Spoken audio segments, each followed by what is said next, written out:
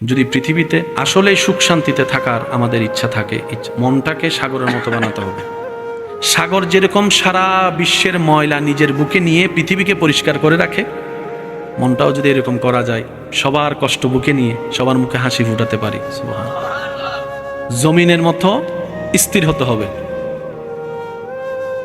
জমিনের মতো, একটু জোরে বলেন না, জমিন কি করে আছে? যে হাঁটছে, লাফাচ্ছে, দৌড়াচ্ছে। সূর্যের মতো প্রখর হতে হবে। সূর্য আলো দেওয়ার সময় চিন্তা করে না কে আপন কে পর, সবার জন্য দেয়। আল্লাহ আপনাকে যতটুকু দিয়েছে সেটাও সবার জন্য আপনি মুক্ত করে দেন।